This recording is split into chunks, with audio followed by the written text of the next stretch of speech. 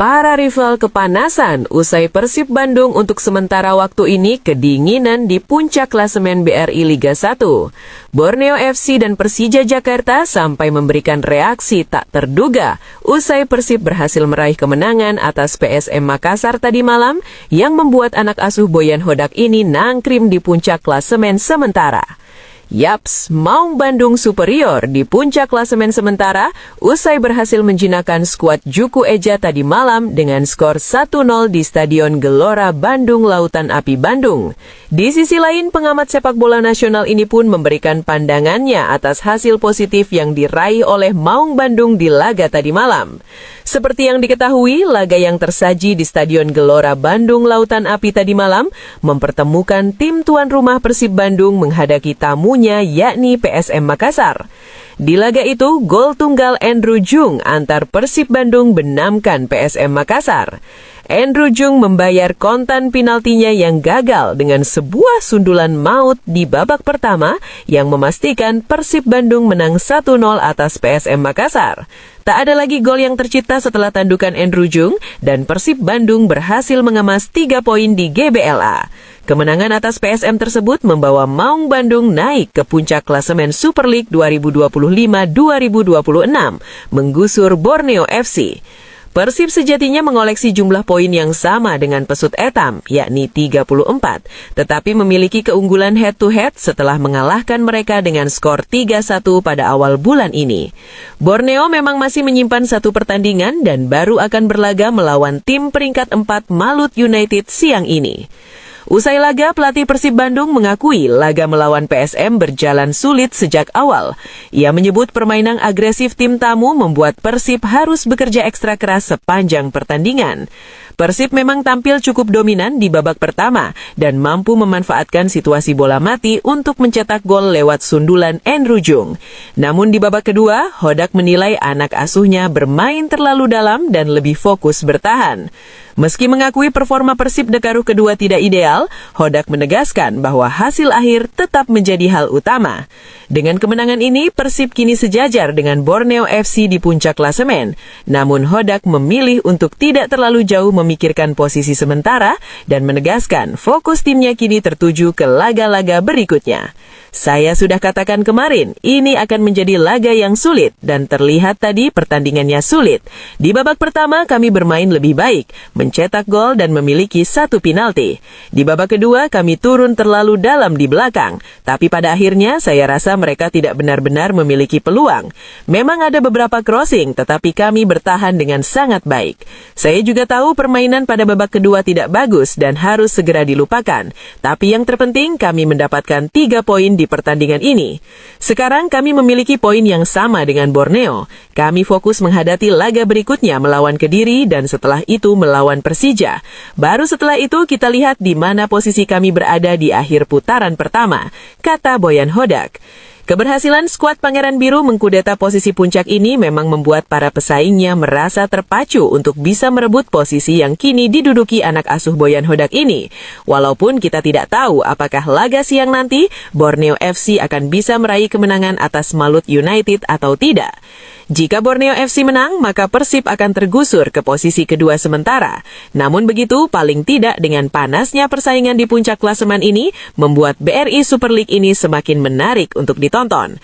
Para rival pastinya akan berusaha menjegal langkah Persib untuk bisa bertahan lama di atas klasemen. Persib Bandung memastikan langkah mereka ke babak 16 besar AFC Champions League 2 2025-2026 setelah tampil konsisten sepanjang fase grup. Kepastian ini sekaligus menempatkan Maung Bandung sebagai juara grup zona timur, sebuah pencapaian yang membuka peluang besar melangkah lebih jauh di kompetisi antar klub Asia level kedua tersebut. Dengan status juara grup, Persib dipastikan akan menghadapi tim runner-up dari grup lain pada babak 16 besar. Seiring berjalannya fase grup, sejumlah calon lawan potensial mulai mengerucut. Dari zona timur, beberapa tim yang berpeluang finish sebagai runner-up antara lain Chong An Hanoi asal Vietnam, Vietnam, Ratchaburi dari Thailand, Pohang Steelers wakil Korea Selatan, serta Tampines Rovers dari Singapura.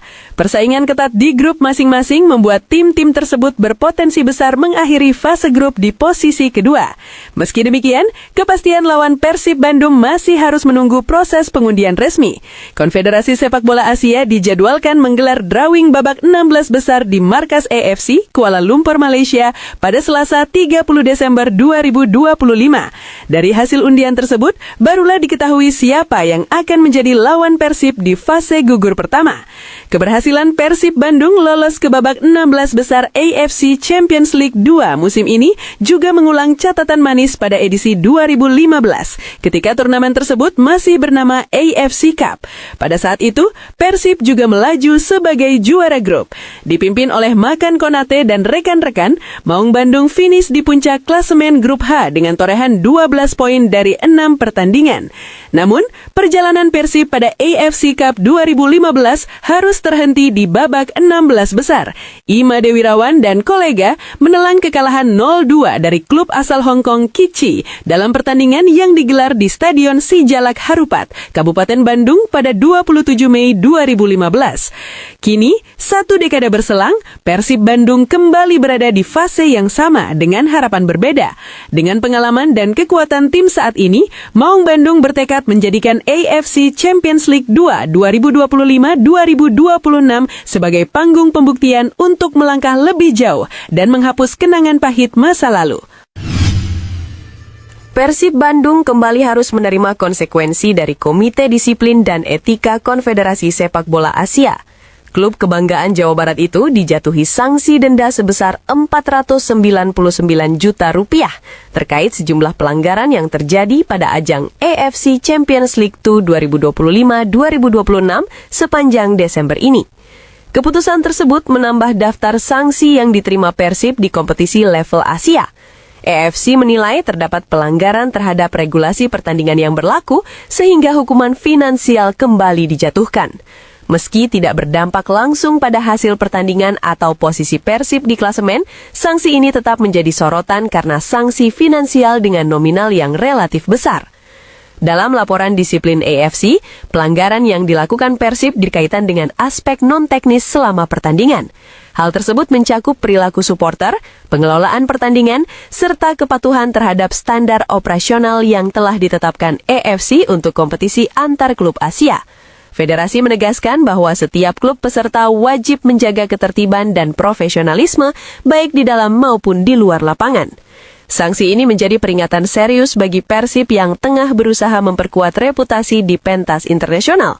Sebagai salah satu wakil Indonesia di AFC Champions League 2, Persib diharapkan tidak hanya bersaing dari sisi performa, tetapi juga mampu memenuhi seluruh regulasi penyelenggaraan pertandingan. Denda hampir R500 miliar tersebut tentu menjadi beban tersendiri bagi manajemen klub. Namun di sisi lain, hukuman ini juga dapat dijadikan momentum evaluasi agar kejadian serupa tidak kembali terulang pada pertandingan berikutnya. Persib masih memiliki peluang untuk melangkah lebih jauh di kompetisi Asia jika mampu menjaga fokus dan kedisiplinan. AFC sendiri dikenal cukup tegas dalam menerapkan aturan, terutama terkait keselamatan, ketertiban stadion, dan citra kompetisi. Klub-klub Asia yang melanggar regulasi akan langsung dikenai sanksi tanpa kompromi, termasuk denda finansial hingga larangan tertentu jika pelanggaran dianggap serius. Bagi Persib Bandung, sanksi ini menjadi pengingat serius bahwa persaingan di level Asia menuntut standar profesional yang lebih tinggi. Selain memperbaiki performa tim di lapangan, kepatuhan terhadap regulasi AFC menjadi faktor penting agar langkah klub tidak terhambat oleh masalah non-teknis. Kedepan, Persib dituntut lebih siap baik secara teknis maupun manajerial demi menjaga nama baik klub dan sepak bola Indonesia di kancah Asia. Saga transfer Persib Bandung untuk putaran kedua terus mencuri perhatian. Teranyar, mereka dikabarkan makin dekat untuk mendatangkan 2 pemain diaspora Timnas Indonesia, Maarten Paes dan Joey Pelupessy. Seperti diketahui, Maarten Paes saat ini masih menjadi andalan di bawah mistar gawang FC Dallas di Major League Soccer. Pun Joey Pelupessy yang kini memperkuat Lommel SK di kompetisi kasta kedua Liga Belgia. Kontrak kedua pemain itu masing-masing bakal berakhir pada tahun depan. Martin Paes bakal berakhir kontraknya pada 31 Desember 2026, sedangkan Joey Pelupesi kontraknya selesai pada 30 Juni 2026. Martin Paes misalnya, berdasarkan data dari Major League Soccer Association Players, kiper 27 tahun itu saat ini tercatat mendapatkan gaji dasar sebesar 7,5 miliar rupiah per tahun. Tapi jika ditambah dengan bonus tanda tangan kontrak yang disebut guaranteed compensation, bayaran yang diterima Martin Paes menjadi 8,7 miliar rupiah per tahun. Sementara Joey Pelupesi, mengacu dari situs Salary Sport, untuk tahun 2025, gelandang 32 tahun tersebut menerima bayaran 2,4 miliar rupiah per tahun. Artinya gaji Joey Pelupesi masih lebih rendah daripada Martin Paes. Namun begitu, jumlah gaji tersebut bisa saja meningkat saat kedua pemain tersebut menandatangani kontrak dengan Persib Bandung.